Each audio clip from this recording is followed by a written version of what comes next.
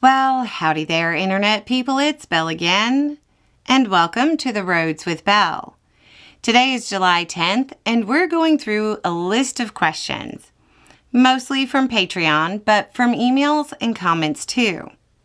This is mostly a lighthearted episode, just providing a little break from the news. But before we get started with that, I want to talk about something real quick. A lot of people brought up LifeStraw when talking about the floodwaters. LifeStraw is great at a lot of things, but most of their products don't remove chemicals. They do great at bacteria and parasites, but not so much chemicals. Floodwaters are a whole different level of contaminated. Just think about all the chemicals in your car. There's gas, oil, antifreeze, brake fluid, etc. When there's a flood, those types of chemicals end up in the water. Or think about the average garage that gets flooded. There's pesticides, gas, cleansers. It's just all bad. Water filters are like gas mask filters. They have specific uses. There aren't a lot of great portable options for cleaning floodwaters.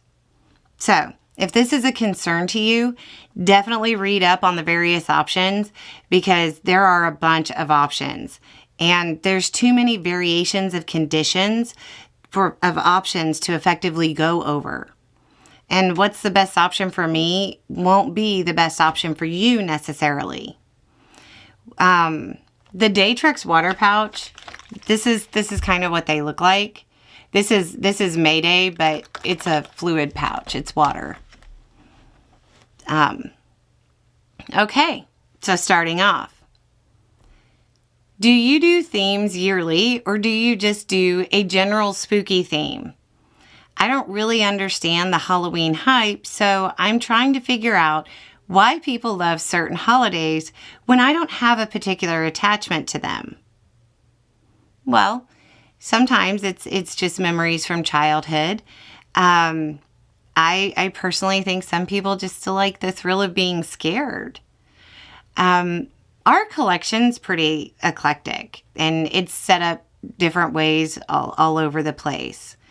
But one thing that is a tradition with us is we have a life-size Michael Myers, and he moves around the ranch. It's kind of a thing. One day you might go into the barn and move a bale of hay and there's a stabby Michael Myers. He's even been at my kitchen sink when I'm the first one to get up in the morning. So we do that around here. That's a consistent thing. Belle, have you watched The Pit? Dr. Abbott is one of my favorite characters, and I'm curious what you think of him. I have watched The Pit, and I do love the character of Dr. Abbott. He is very typical of military docs that I've worked with. The character is very accurate and relatable, especially in the dynamics of him and his staff and the way an ED runs. But what rounds him out and makes him just real are the flashback scenes. Like the one, I don't want to spoil it for anyone, but the one where he goes into the pediatric room and he's having these flashbacks, kind of collapses, and the med student comes in and just gives him a minute and then tells him he's got to stand up. He's got to get back on his feet. That's a very real moment that I think a lot of healthcare professionals, especially those who work in trauma, they have. And that kind of teamwork and understanding of we don't have the time right now. You got to get up. You got to keep going. Because when we're on the clock is not the time for us to be able to do that. And it's a very real thing that happens. And I think that's why a lot of us can kind of identify with him, is those moments. We have to compartmentalize, get back to what we're doing, or recreate more traumatic incidents for ourselves. So, yeah.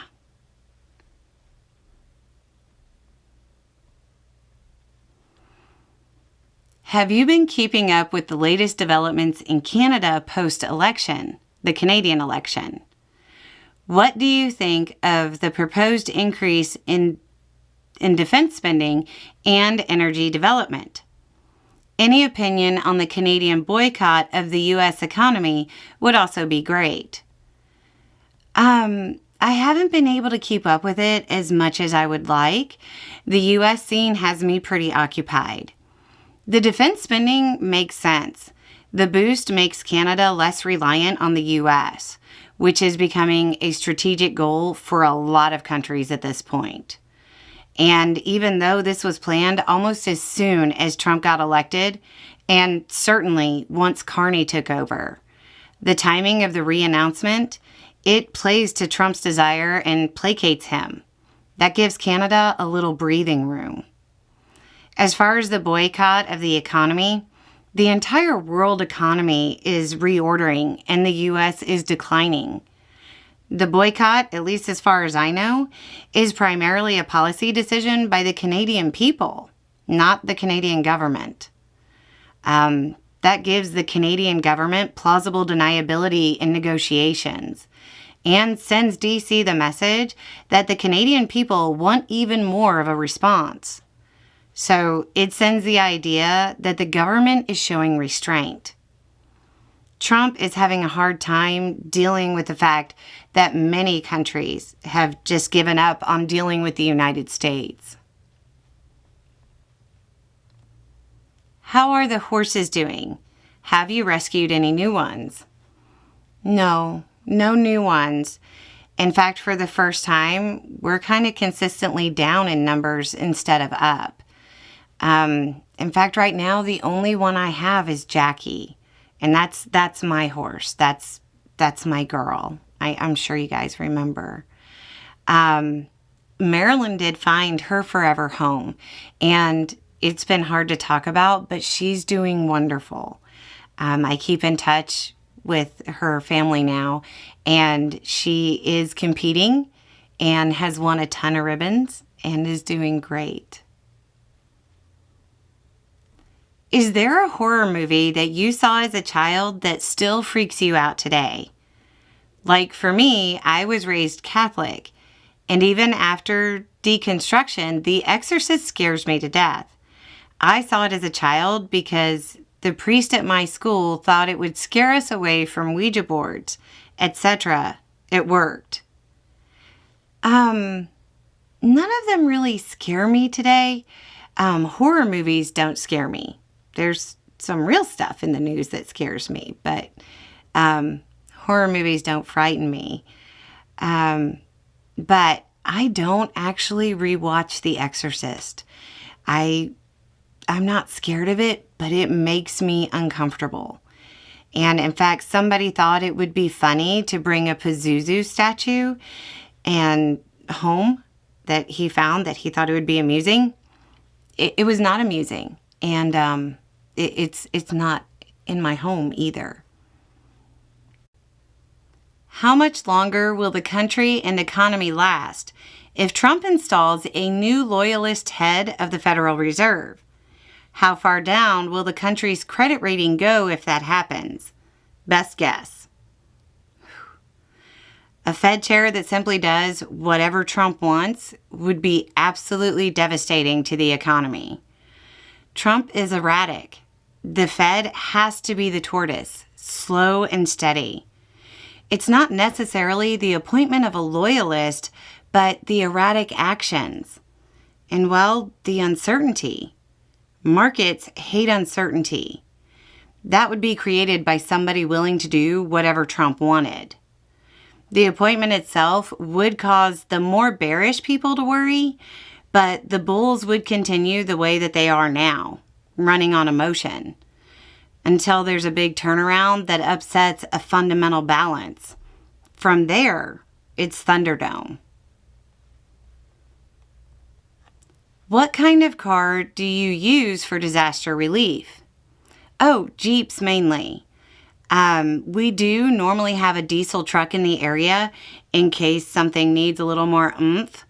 Pulling a large piece of heavy machinery or something like that can't be done with a Jeep sometimes, especially in an area that might be flooded.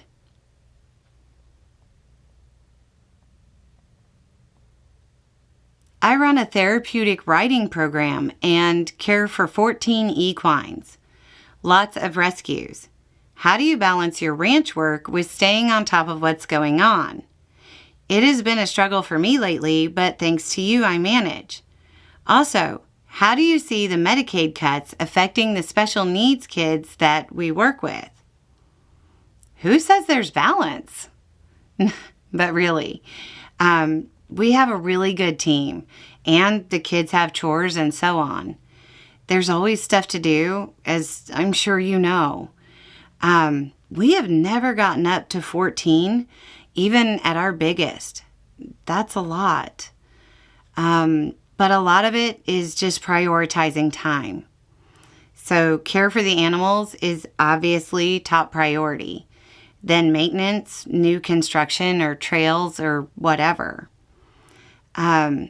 I think you're probably really asking about the psychological parts. It's about having the right team and being able to spread it out. The Medicaid cuts are really going to depend on how they get implemented at this point, but it's pretty safe to say there will be across-the-board reductions. The question is by how much? Did you see the Canadian guy who did a critique on you? Overall, he was agreeing with you, but where he gets critical of you, he's not actually right about your opinion. I think maybe you should send him the videos where you address those elements. Nah, it's okay. I don't think it's fair to expect somebody to watch all of my videos to critique just one of them. Especially when the critique was in good faith, and it really boils down to this will last a lot longer than you think. I wasn't offended by it at all. I think I've heard you say before, paraphrasing, that international travel is a great way for Americans to get some needed perspective on the world and our place in it. Where is your favorite place in the world that you have traveled to alone? Have you taken the family on international travel, or would you like to? Where did you or would you take them and why? I'm not sure that I said that, but I definitely believe it. Me alone? Italy? Maybe Germany? No, Italy. Definitely Italy. And some of the little guys have traveled internationally. I finally have a question. So I've heard the farm workers are getting ready to strike and will announce it 2 days in advance. When the one-day boycott of Target was announced, everyone went out and stocked up like doomsday preppers ahead of time, which seemed pretty pointless for affecting the company's bottom line.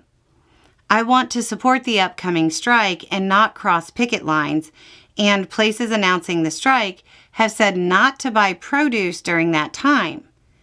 As someone who struggles with healthy eating, how can I support the strike when the time comes and still eat balanced meals? Is stocking up on frozen, dried, and canned produce ahead of time ethical? Would purchasing processed and preserved produce during the strike cross the picket line? What about domestic dairy products? I'm ashamed to say that gardening hasn't been an option for me this year due to a lack of space and personal bandwidth, and I'm not good enough at it yet to produce more than a handful of green beans and some mediocre tomatoes for the season. Thank you for all the work that you and the team do. If farm workers are getting ready to strike, I'd try to slowly stock up ahead of time if you can. Or better yet, if you have canned goods in the pantry, now might be the time to start going through some of them and then restock after the strike. This doesn't say specifically what the strike is about, and it could be about a bunch of things right now. But most times, farm workers striking is generally aimed at the big farmers or other parts of the chain. It's normally not aimed at the end retailer. So frozen or canned goods might be in bounds. But again, it varies. Don't forget that we now have a community tab on the main channel. But maybe you might have to use your phone because I can't seem to find it on the desktop. Basically, the tab allows y'all to make your own posts. Okay, so there you go.